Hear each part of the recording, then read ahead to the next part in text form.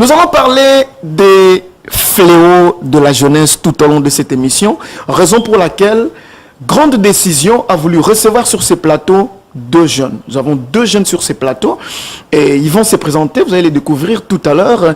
Ils sont là, nous allons parler des fléaux de la jeunesse, nous allons discuter avec vous ensemble, mesdames, mesdemoiselles et messieurs. Bonjour King David. Bonjour encore mon cher frère Watson. Merci beaucoup d'être présent à cette émission aujourd'hui. Que le Seigneur vous bénisse abondamment. Merci pareillement, c'est moi qui vous remercie. Merci beaucoup. Bonjour Manik Salah. Bonjour frère Kalassa.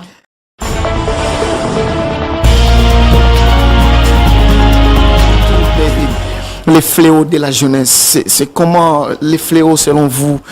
Que pouvez-vous nous dire un mot en rapport avec les fléaux? Bon, premièrement, il faut d'abord que nous puissions comprendre ce qu'est le mot fléau. Les fléaux peuvent être définis comme étant des événements qui arrivent dans un temps précis, dans une vie que l'on vit et qui peuvent affecter des communautés, qui peuvent affecter des sociétés, et c'est comme ça que l'on peut définir un fléau. Un fléau. Et quand ça arrive comme ça, quand ça affecte, ça amène un bonheur ou bien un malheur, parce que l'affectation aussi, ça dépend, ça peut être une affectation positive ou une affectation négative. Bon, normalement, lorsque nous parlons de fléau, c'est-à-dire c'est quelque chose qui apporte déjà la négativité. Exactement. Donc, d'ailleurs, on dira que s'il y a un fléau d'un problème quelconque, on aura déjà une conclusion que cela a à voir avec quelque chose de négatif. Okay. Donc, c'est comme ça que l'on définit un fléau. Et Manik Salah, tu as un mot sur les fléaux? Yeah, je peux ajouter en disant, un fléau, c'est, comme mon frère vient de le dire, c'est déjà négatif. Je peux dire qu'un fléau, c'est une épidémie. Pour moi, j'aime la santé. Je peux parler d'une épidémie dévastatrice. C'est un phénomène dévastateur. C'est quelque chose qui détruit, en fait. C'est pas positif, en fait. Les fléaux de la jeunesse, donc quelque chose qui détruit. Donc, c'est-à-dire aujourd'hui, nous allons parler de quelque chose qui détruit la jeunesse.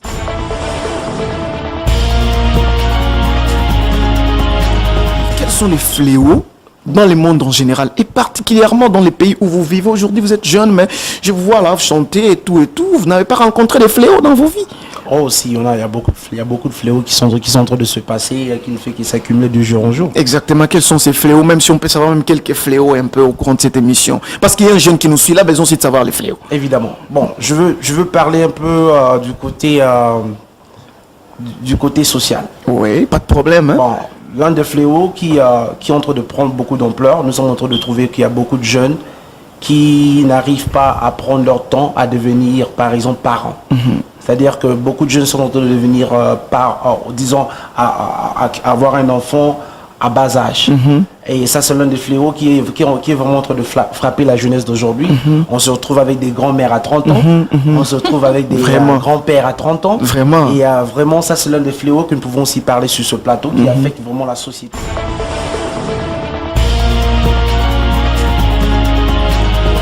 Il y a beaucoup de fléaux. Moi, je pense que... pour moi, je peux énumérer deux. La drogue, par exemple. La drogue. Est-ce qu'aujourd'hui, le jeune se lance dans la drogue et c'est devenu quelque chose de courant? Ce n'est pas que ici en Amérique, même en Afrique, aujourd'hui, le jeune se lance beaucoup dans la drogue, dans l'alcoolisme, le tabagisme, l'abus de substances, toutes ces choses. Et puis, je vais ajouter le chômage. Pour moi, je trouve que c'est un fléau. Est-ce qu'on est jeune, on est appelé à développer nos potentiels, on est appelé à devenir quelqu'un dans la vie, et bien le jeune se lance dans le chômage, malheureusement. Ça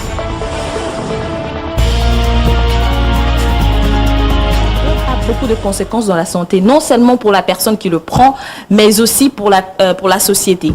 Ok, dans quel sens? Et ces conséquences sont vraiment remarquables. Pour la personne d'abord qui prend la drogue, il est buté à des problèmes psychologiques. Il peut développer des troubles mentaux, il peut devenir faire des hallucinations, délirer. Il y a beaucoup de choses, quoi. De par la personne d'abord. Il ne réfléchira pas comme moi et toi. Okay. Et puis sa santé sera... Il n'aura pas une bonne santé, quoi. Et pour la société, la personne qui est butée dans ces abus de drogue, l'alcoolisme, c'est un danger public. Imagine-toi quelqu'un qui est sous l'effet de la drogue. Il ne se maîtrise même pas. Il ne maîtrise même pas ses pensées. Il ne maîtrise même pas ses actes. il peut violer n'importe qui, il peut voler, il peut, je sais pas moi, faire de n'importe quoi. Ouais, ça aussi. Et ce sont les jeunes qui le font. Ce sont les jeunes. Les filles mères, comment vous pouvez expliquer ça un peu? Comment ça arrive, King David? En premier lieu, ce que je m'aimerais soulever en tant que point, c'est que la jeunesse d'aujourd'hui, la majorité de la jeunesse d'aujourd'hui, nous vivons trop dans l'animosité. C'est-à-dire qu'il y a un état d'esprit par lequel, dont la plupart des jeunes sont en train de développer en eux, dont ils n'arrivent pas vraiment à apprendre aussi de ceux qui ont vécu, c'est-à-dire de nos parents, et ces choses pareilles. Bon, dépendant ce sont des cas sociaux qui sont différents des autres. Et ça dépend de là où tu as grandi, la façon dont tu as été. Même les gens qui ont été bien élevés, dont disons, ouais, ses parents ont de l'argent, ses parents ont financé ses études. On trouve qu'il y a beaucoup de jeunes aussi qui se retrouvent dans la drogue, comme la sœur a soulevé. On se retrouve aussi qu'il y a beaucoup de jeunes qui se retrouvent dans des situations comme tomber enceinte ou encore engrosser une fille. Et dans tous ces genres de choses, moi je le qualifie dans le contexte du sens que la jeunesse d'aujourd'hui est plus irresponsable par rapport à nos parents qui nous ont élevés, et c'est là aussi à voir aussi avec ce que dans la société d'aujourd'hui nous apprend. Et je prends le cas par rapport à ce pays, parce que ce pays-ci au fait permet que, je peux dire dans un autre contexte, que cela empêche que les parents soient vraiment effectifs dans l'éducation de leur enfant. Comment pouvez-vous permettre qu'un parent ne puisse pas corriger son fils ou bien corriger sa fille lorsque son fils ou sa fille fait mal? C'est-à-dire que lorsque ta fille se comporte mal, on l'a dit à l'école, écoute, lorsque tes parents te frappent dessus, appelle la police. Alors comment voulez-vous que l'éducation puisse être effective? D'une part, c'est-à-dire que si aujourd'hui nous arrivons à ces points-là, d'une part que les parents n'assument pas leurs responsabilités. Les parents peuvent, je ne dirais pas que ça dépend aussi de l'éducation aussi que les parents ont, parce que tous les parents ne sont pas responsables. Exactement. Ouais. Bon, je parle plus dans le contexte des parents responsables. Même des parents qui ne sont pas responsables, des fois ça leur arrive aussi de dire à leurs enfants comment mieux vivre. En d'autres termes aussi, le manque d'enseignement que nous avons des parents est un fléau aussi, je peux dire, en d'autres termes. Ouais, on peut aussi dire cela aussi. Et encore, le manque d'enseignement que les parents aussi peuvent acquérir, c'est parce qu'eux aussi fait vivre aussi d'une société qui fait partie d'un fléau aussi dans leur caractère. J'aimerais dire à tous les jeunes qui me suivent en ce moment que c'est vrai que c'est toujours facile d'entrer dans la drogue, mais ça n'a toujours pas été facile d'y sortir. Mais savoir dans la vie, c'est que les décisions que nous faisons aujourd'hui ont des conséquences pour demain. Exactement. Et c'est de réfléchir, c'est ce que vous êtes en train de faire aujourd'hui, et c'est ce qui engendrera votre avenir de demain. La jeunesse, vous êtes bourré des talents, vous êtes bourré de potentiel, vous êtes bourré de noblesse, de grandeur, et c'est ce qui va engendrer que demain vous ayez une vie meilleure, et pensez à cela. Aussi longtemps que tu vivras, aussi longtemps que tu seras satisfait de ta vie présente, tu n'atteindras jamais ta destinée.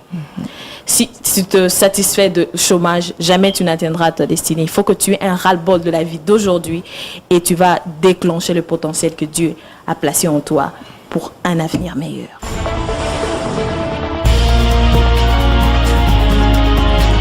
Léo ici. Bon, j'appelle d'abord tout jeune à devenir responsable. Responsable, c'est-à-dire responsable dans les décisions que l'on prend, comme ma soeur a parlé. Alors, je parle à tous ces jeunes-là de réveiller leur conscience et de prendre la décision par rapport à l'état de vie dont ils se retrouvent. Et de prendre la décision que tu prendras, cela déterminera encore ta journée par rapport au temps que Dieu t'accordera encore sur toi. Et là, c'était grande décision avec les fléaux de la jeunesse 1. Nous vous informons qu'il y a 2, 3 et 4 qui arrivent. Merci.